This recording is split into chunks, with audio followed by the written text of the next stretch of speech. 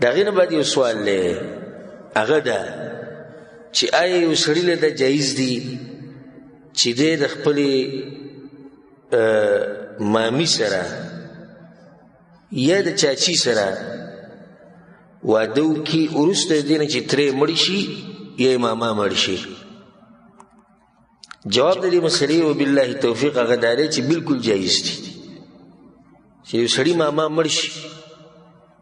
او د دې زنانه عدت ختم شي او بیا ورسره دی واده وکړي، یا د یو سړي تره مړ شي او بیا دغه ښځه عدت تیر کړي او د هغې نه بعد ورسره دی نکاح وکړي، دا جایز دي لکه څنګه چې دی د ورور ښځه په نکاح باندې علي. د دې بعضو خلکو دا ګمان دی چې د ماما ښځه د تره ښځه د دوی مسله بل شان ده او د ورور د ښځې مسله بل شان ده. دا ټول اجنبیات دي. اجنبیات یعنی دی د هغوی لپاره محرم نه دی. ځکه دا مسله سره یاده ساتئ چې د ماما ښځه چې ده او د تره ښځه دا به پرده کوي د خاوند د دې خورۍ نه او د خاوند د دې رواره نه، ځکه چې دې سره نکاح کېږي. دا وایي زموږ د ماما ښځه ولې داسې ډېرې قصې نه وي شوي، الله دې به موږ پردې راواچي چې د ماما د ښځې سره یې لیړي شوي دي که نه وي شوي، د تره د ښځې سره یې لیړي. تره یې وجلی هم دی د دې لپاره،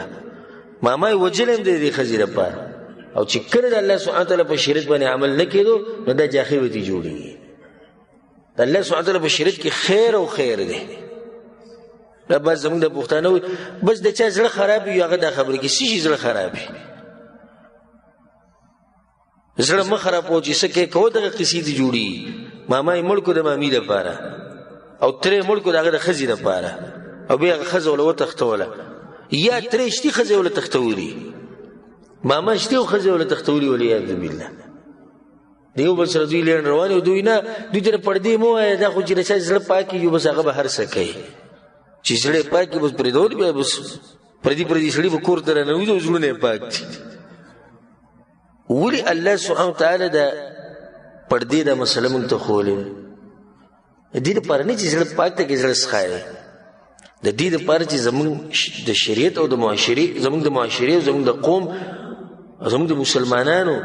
او زموږ د ملکونو او زموږ د علاقو حفاظت وشي. په دې کې خیر دی. یو سړی د خپل ماما د ښځې سره میلاویږي، دوا سلام څنګه یې ښې، هېڅ خبره نه، حدودو کې دننه. او نه چې دی یوازې ځي کور ته هلته پروت دی او په مخه تګ راتګ او ماما یې نشتي او یا شتي خو هلته چې ته مصروفه دی یا د تره کور ته په مخه ورمات دی او دې څه جواز شو؟ ولې؟ دا مسله د بعضو په زړونو کې دا دی چې د ماما ښځه او د تره ښځه د دوی بل شان مسله ده او د رور د ښځې بل شان. ښه رور ډېر نږدې دی که ماما ډېر نږدې دی؟ رور. نو چې د رور د ښځې سره نکاح کېږي د هغه د مرګ نه بعد د ماما د ښځې سره ولې نه کېږي او د تره د ښځې سره ولې نه کېږي؟ نو بالکل د دوی سره چې دی نکاح هغه کېږي چې کله عدت تیر شي، الا دا چې په هغې کې بله څه وجه لکه د رضاعت مسله پکې نو هغه اوس د بلې خبرې دلاسې پې حرامېږي. که د ده او د مامي یا د ده او د تره ښځې په دې منځ کې د رضاعت څه مسله ثابتېږي هغه جدا مسله ده، خو موږ عامه خبره وکړه. والله اعلم. د هغې نه بعد سوال دی، هغه ده چې دینی کتابونو باندې له پاسه څه یې ښوده، د دې څه حکم دی؟ یا دینی کتابونه په یو بل له پاسه یې ښوده، د دې څه حکم دی؟ جواب د دې مسلې وبالله توفیق چې دینی کتابونه په یو بل له پاسه یې ښوده د جایز دي، خو د عام دینی کتابونه به په قرآن له پاسه نه ایږدي، قرآن به د ټولو نه بره ایږدي، ځکه دا د الله سبحانه وتعالی کلام دی او د قرآن احترام او د هغې تعظیم کول د الله سبحانه وتعالی د دین تعظیم دی. او الله سبحانه وتعالی ذلك ومن يعظم شعائر الله فإنها من تقوى القلوب. امام بیهقی رحمه الله وی د قرآن آداب ذکر کوي نو بیهقی غدا وی ومنها الا يحمل على المصحف كتاب آخر چې په مصحف په قرآن باندې پس بل کتاب نه یږدي ولا ثوب نو به کپڑے یږدي ولا شيء شی بل پس نه یږدي الا ان يكون مصحفان الا چې دوه قرآنونه دي نبی په یو بل پس خو دیش حاصل د مسلې دا شو چې دینی کتابونه په یو بل پس خو دي سدي جایز دي او په قرآن لپاره باندې نور دینی کتابونه نه یږدي قرآن په ټول نمبر او قرآنونه په یو بل پس خو ده جایز دي او په قرآن لپاره هیڅ شی نه یږدي او دایره ساتي او چې دسی شی دی په قرآن لپاره کېخو چې لغې د سره قرآن بې عزتي کی یو دسی شی چې هغه خپل بې عزت دی او هغه ترالی په قرآن لپاره یږدي چې د قرآن بې عزتي کې نو حرام دي او کې دي چې د سړی به کفر ته موزي خو هغه د حالات مطابق فتوا ده د قرآن عزت او د قرآن او ادب او احترام پکار دی والله اعلم. دا غیر بعد سوال لې چې د قرآن خولول څه حکم لري او د شان د قرآن په وخت کې چې تلاوت په وخت کې د عقیده د دې څه حکم دی؟ جواب د دې مسلې وبالله التوفیق هغه دی چې په شریعت کې بدی باندې څه دلیل نشته چې قرآن خولوا په دې څه دلیل نشته دې په مشروعیت باندې څه دلیل نشته الا دا چې د اکرمه ابن ابي جهل صحابي چې کوم دی رضی الله عنه دغه نه ثابت دي چې هغه په قرآن خولو وي چې د زما د رب کلام دی اگر که بعض علما دي په سند کې څه کلام کوي. حاصل د خبرې دا دی چې دې ویل چې قرآن خولول دا یو ځان له عبادت ته او د اجر دی او د مشروع دی نو دا خبره کمزوري په دې باندې هیڅ دلیل نشته او که چېرته سړی ښکل کړي او یا تیولي او روالي ښکل کړي نو په هغې کې بس حرج نه خو دا ډېر ښکلولو والا بې ګوره پوهېږي نه او ډېر هغه پوه چې ښکلیږي نه کمې وغوره دي دا کم چې پوهه دي او ښکلیږي نه دا غوره د هغې نه چې صرف ښکلولو ته یې کار ویلی دی د ښکلولو مشین دی او نور په دې پوه نه دنده پکې څه دي او نه پې ځان پوه کوي لکه ډېر خلک زموږ هغه داسې دي صرف دې ته نه راندي چې چېرته قرآن که په المارۍ کې لږ داسې ویني چې اخوا دې خوښوي زر یې سیده کړي بیا روالې ښکلي کړي او ښکلی غلاف وله جوړ کړي او تندي سره یې هم ولګي وایي تندي سره لګول خو بلکل نشته او بیا چې دی بیا ورته ووایه راشه ماسخوته منځه نه به دلته درس کېږي تفسیر دا مړه دا اختلافي مسلې دي او دا دغه دي لکه دغه قرآن د تا چې وختي ښکله وکړه هغه بیانولی کېږي بیا نه راشي نو دې ښکلولو څه فایده شو چې ته په مخه نښتې ښکلی او په المارو کې سیده کې او راځي نه او اوري نه عمل پې نه کوي نو په اصل خبر دی چې په قرآن باندې عمل پکار دی. دویمه مسله د قرآن د تلاوت په وخت کې د عقیده دا خصوصا زموږ طرف ته دا غټ رواج دی دا ملکونه چې پاکستان افغانستان انډیا بنګلادیش دا خوشاله ملکونه ټول او ما په خپله چې پوړکوالي قرآن یاد کړی دی نه هغه ما د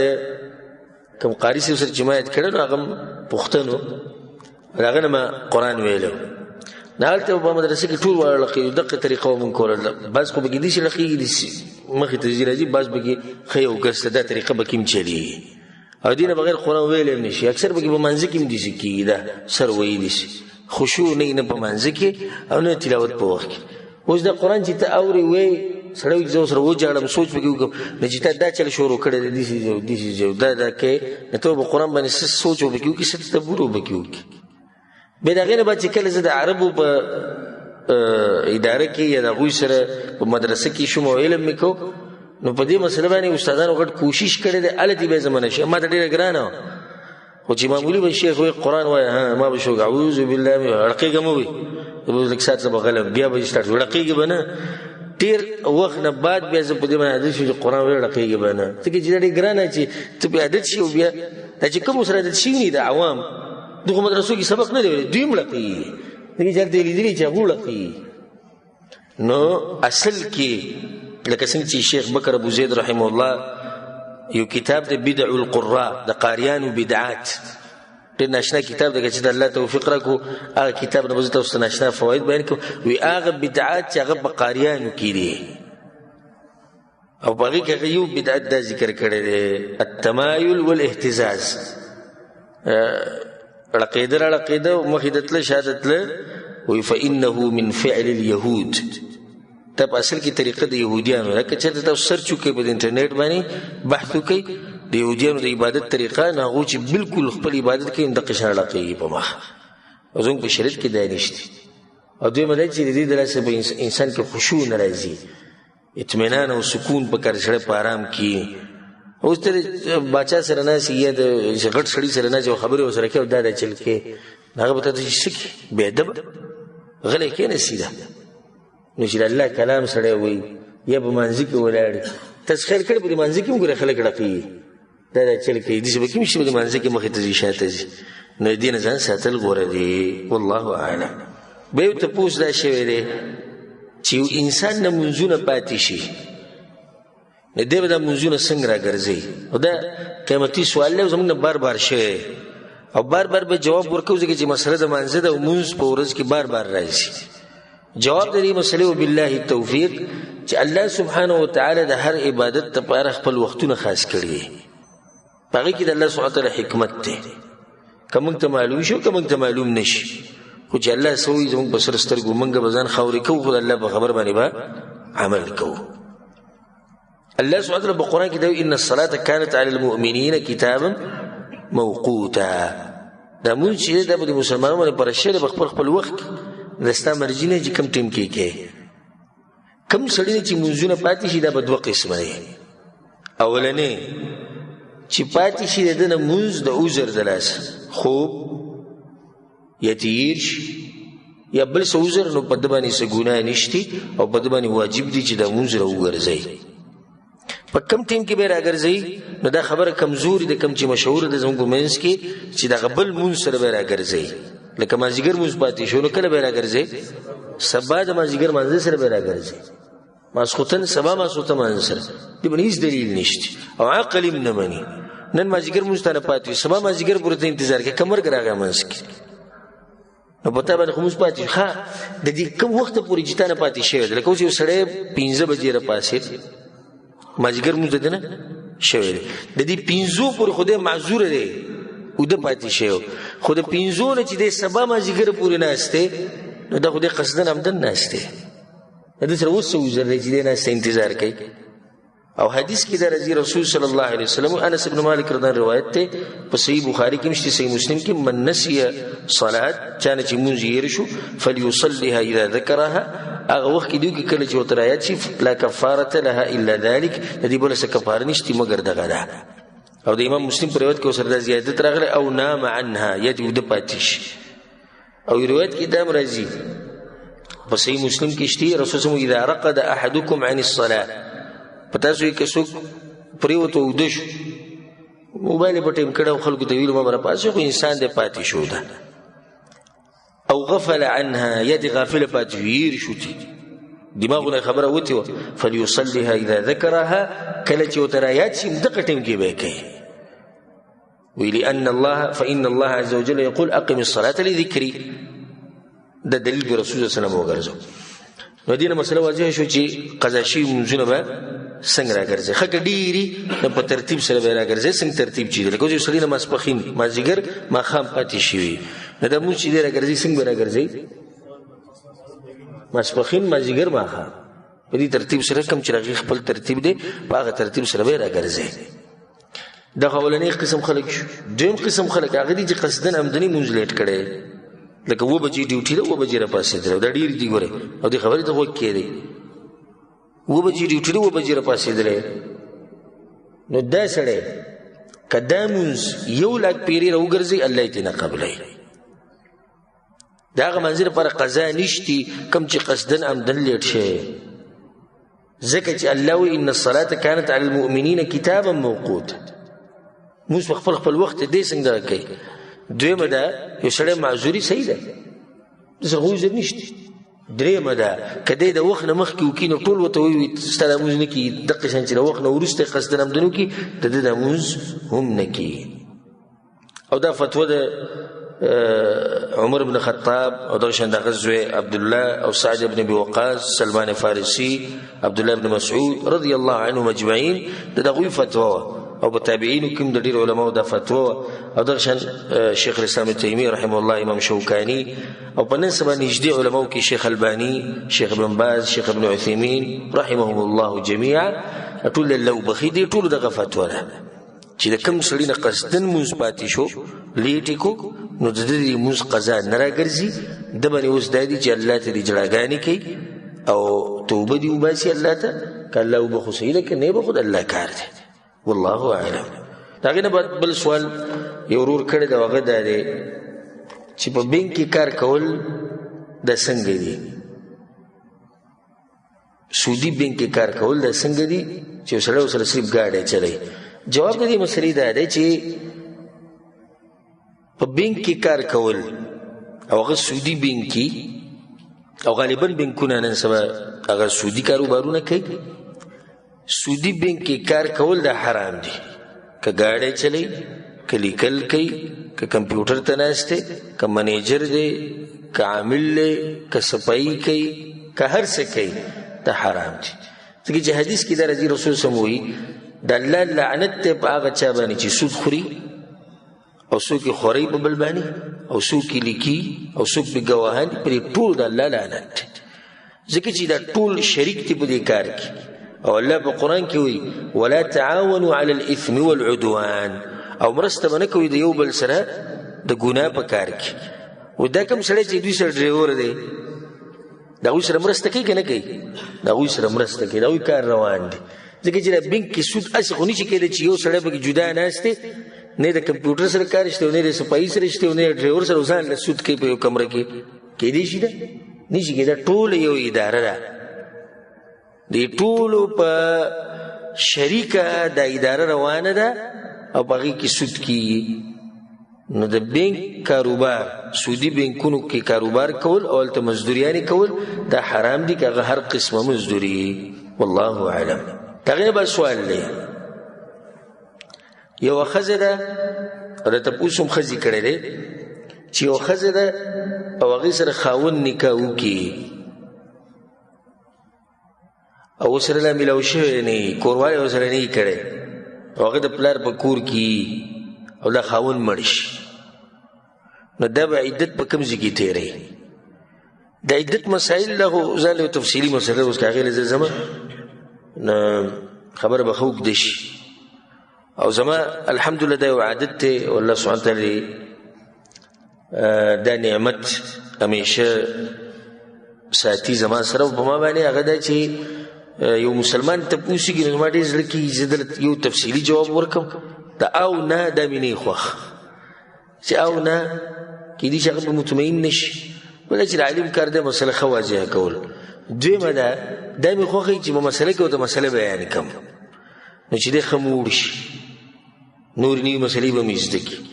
نو موږ به کوشش کوو که ټیم وي لږ اوږده مسله بیانو ټیم نه به مختصر به بیانو سره دلیل انشاءالله. خو د عدت د زنانه چې خاوند یې مړ شي د هغې ځان له مسایل دي. جواب د دې مسلې دا دی چې فرق دی په هغه زنانه کې چې د هغې خاوند مړ شي او هغه زنانه چې خاوند یې طلاقه کړي د دواړو په عدتونو کې فرق دی. چې خاوند یې طلاقه کړي د هغې عدت هغه 3 حیضه دی او چې خاوند تی مړ شي نه د هغې عدت دی 4 میاشتې او 10 ورځې والذین یتوفون منکم ویذرون ازواج یتربصن بانفسهن 4 اشهر و10 او دوی خپل حکمتونه دي او ما تاسو ته چې خبره به اوږدېږي ولې طلاقې شوې ښځې لپاره 3 میاشتې دي یا 3 حیض دی ولې دې لپاره 4 میاشتې او 10 ورځې د هغې علماو خپل حکمتونه بیان کړي چې انشاءالله بیا به بیان کړو. بیا په دې کې فرق دا دی چې کومه زنانه طلاق شي او خاوند ورسره نه میلاو شوی نو په دې باندې عدت پې نشته او چې کومه ښځه خاوند یې مړ شي او میلاو شوی ورسره نه نو عدت پې شتي. د خاوند د مرګ عدت دا به تېري اگر که خاوند ورسره نه دی میلاو شوی دا مسله خو ثابته شوه. عبدالله بن مسعود روایت دی چې د هغه نه چا تپوس وکړي امام ترمذي دا روایت راوړی د هغه نه چا تپوس وکړو عن رجل تزوج امرأة ولم یفرض لها یو سړی دی واده وکړو او د ښځې سره میلاو شوی نه و ښځه دی مړ شو. عبدالله بن مسعود وی د هغې دپاره به مهري او د هغې په هغې باندې به عدتي ولها المیراث او په میراث کې به ورته حصه میلاوي. نو دا زنانه چې کومه ده دا به په دغه خپل کور کې عدت تېروي چې هغه د دې د مور پلار کور دی ځکه چې دا د خاوند کور ته نه دی تللی نو دې ته ضرورت نشي چې د خاوند کور ته ځي ولته د عدت تیر کې، په دغه خپل کور کې د مور بله په کور کې عدت تیرولی شي. د دې سره یو بل سوال هغه دا دی چې یو زنانه خاوند مړ شي او پته ورته نه د عدت په باره کې د جهل د لاسه یا څوک ورته ونه وایي او دې عدت تیر نه کړو 4 میاشتې 11 ورځې، نو دا ښځه به څه کوي چې کله ورته وروسته پته ولګي؟ جواب د دې مسلې وبالله التوفیق هغه دا دی که چېرته د عدت ته ضمانت تېره شوي وي 4 میاشتې 11 ورځې ختمې شوي، نو بیا خبره ختمه شوې ده، توبه دې وباسي، الله ته یې رجوع کوي ځکه چې جاهله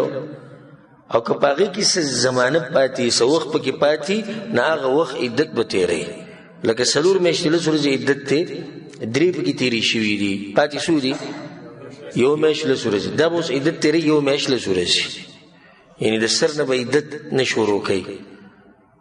10 ورځې پاتې دي، 4 میاشتې تېرې شوي، 10 ورځې به عدت تېروي. او که وخت ټول تېر شوی دی، عفا الله عما سلف، الله دې ورته بخښنه وکړي، او څه چې شوي دي هغه شوي دي، والله اعلم. د هغې نه به دا سوال دی چې یو سړی په کور کې دننه وي او دی مونځ کوي، نو آیا په دې مانځه کې دې ښځې ته امامتي ورکولی شي او که نه؟ ښځه ورسره په کور کې دی، راشي ښځې ته یې راشه پلانۍ نن مونځ کوو په جمع، نو دا کار جایز دی او که نه؟ الجواب بالله التوفیق هغه دا دی چې فرضي مونځ خو به دا سړی لازم د مسلمانانو سره به جومات کې کوي، دا په ده باندې لازم دي، الا دا چې عذر هغه جدا مسله، او د دې لپاره نه دي جایز چې د ښځې سره په کور کې ولاړ یو منګ هم وایي چې جمع وکړه کور کې جومات کې نه وي، زه ولاړ وم وړو د مور سره اولته مې جمع وکړه، نو دا د بېلمازه خلکو دپاره څه عذر پکار دی. که داسې ووایي چې دا کار جایز شو، نو خلکو د ټیکهدار او د کمپنۍ دې دله څه مونځونه پرېښودي دي، بیا خو به بلکل پرېږدي وي جایز هم جایز دی، کور کې به یې کوو. نو سړی بغیر د عذر نه په کور کې فرضي مونځ نشي کولی، او که ویې کو نو د دې جمعې د پرېښودو د لاسه دی ګناهګار دی او په ګناه کبیره کې واقع دی. رسول صلی الله علیه وسلم من سمع النداء، یو سړي چې بانګ واورېد او مانځه له رانغی فلا صلاة له، د مونځ نه کېږي الا من عذر، مگر دی که معذور وي. عبدالله بن عباس ته چا وي ما هو العذر؟ وي دا عذر څه دی؟ وي المرض والخوف، بیماري یا یره، دشمن نه یره، حالات امن نه، دی به ځان یري کور کې مونځ کولی شي. او پر رسول صلی پسې بوډا سړی راغلی، یا رسول الله لیس لی قائد یقودني الى المسجد، یا رسول الله څوک راسره نه چې جومات ته مې بوځي. او بله دا چې په لاره کې ځناور راځي او تیرې دي او شپې دي او بارانونه دي، اوس ګوره بوډا دی او ړوند دی او څومره خبرې وکړې، یا رسول الله کور کې مونځ کولی شم؟ رسول الله ته بانګ اوري بیا واورم، بیا به لازم راشي. د دې نه ثابته شوي چې سړی فرضي مونځ دا به لازم په جومات کې کوي. په کور کې دننه نفلي مونځ کول او په هغې کې ښځې له امامتي ورکول دا جایز دي. شریعت په رڼا کې د قرآن او حدیث په رڼا کې دا کار بلکل جایز دی، خو دومره ده چې ښځه به ځان سره کوم ځای کې ودرئ؟ شاته به یې ودرئ. لکه رسول صلی الله علیه وسلم چې انس بن مالک رضی الله عنه کور ته تللی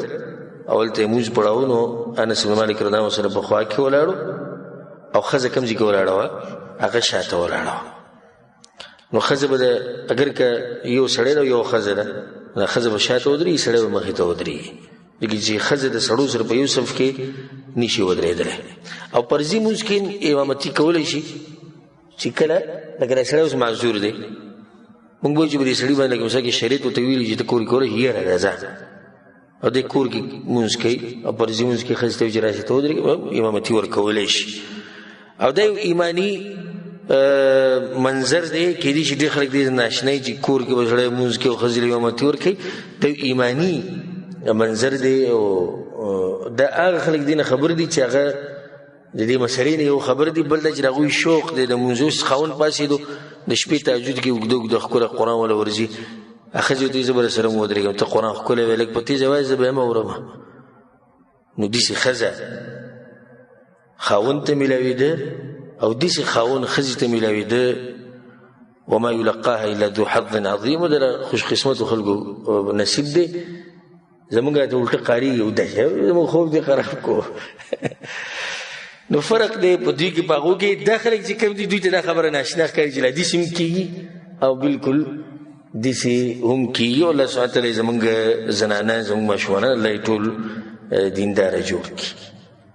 والله اعلم. دا ورو سوال کړی دی چې د یو سړي نه یو سړی جومات ته ورغی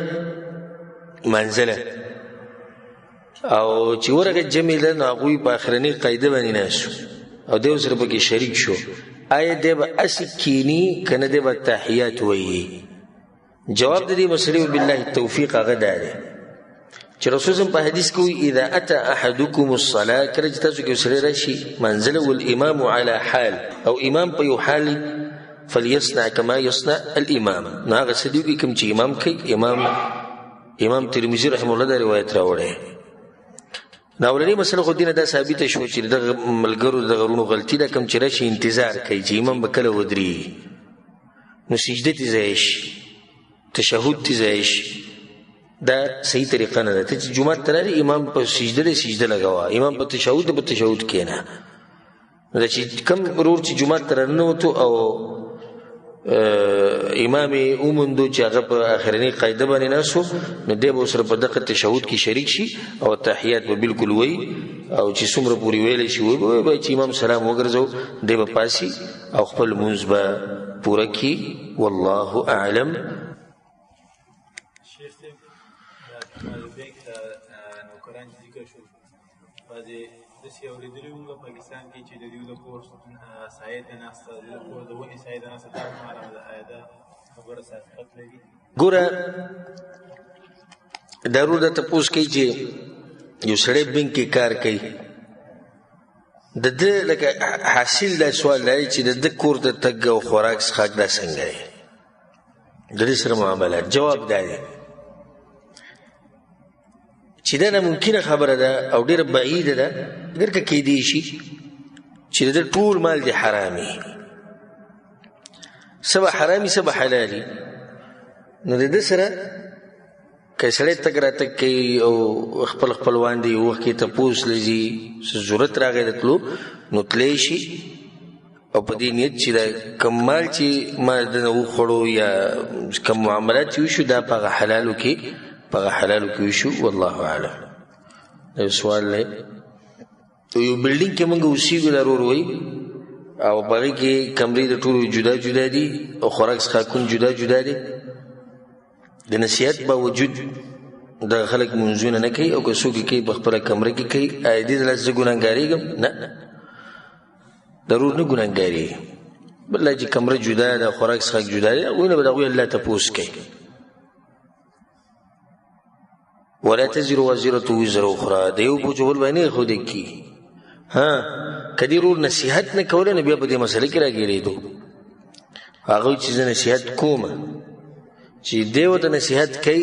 خپل نصیحت یې برقرار ساتي په حکمت او په ښه طریقې سره او هغو بیا منځونه نه کوي یا یې کوي په کور کې کوي په کمره کې کوي نو د هغوی نه به الله سبحانه تعالی تپوس کوي او د دې ورور غاړه چې دی هغه ازادي شو الا دا چې د ده طاقت رسي. حدیث کې راځي که من رأى منکم منکرا فلیغیره بیده فإن لم یستطع فبلسانه فإن لم یستطع فبقلبه. اول به څه کې په لاس به منع کې پلار دی په کور کې دی به مینت او زاریه نه کړي چې زور دی خاوند شو د ښځې دی به زور چلی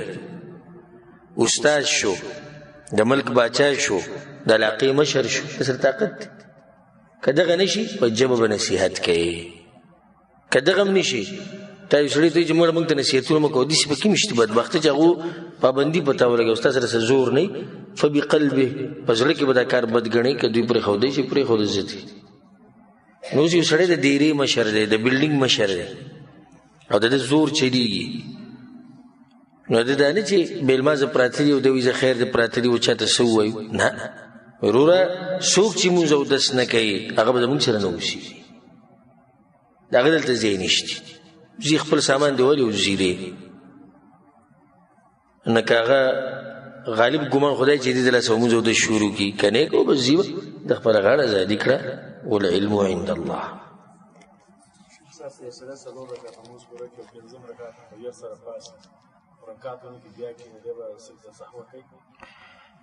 ضرور دا سوال دی چې یو سړی 4 رکعاته لمونځ کوي او په غلطۍ سره 5 رکعت ته پاسې دی هیر دی په منځ کې ورته رایاد شو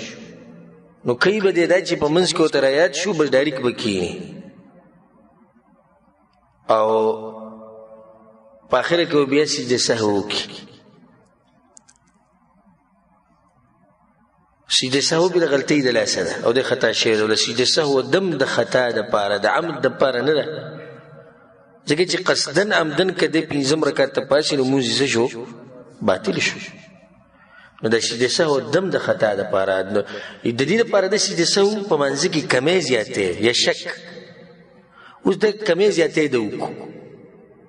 په کمی زیاتې کې د واقع شو زیاتې پکې وکړو هغې د راسه په ده باندې 2 سجدې راغلې چې هغې ته سجده سهو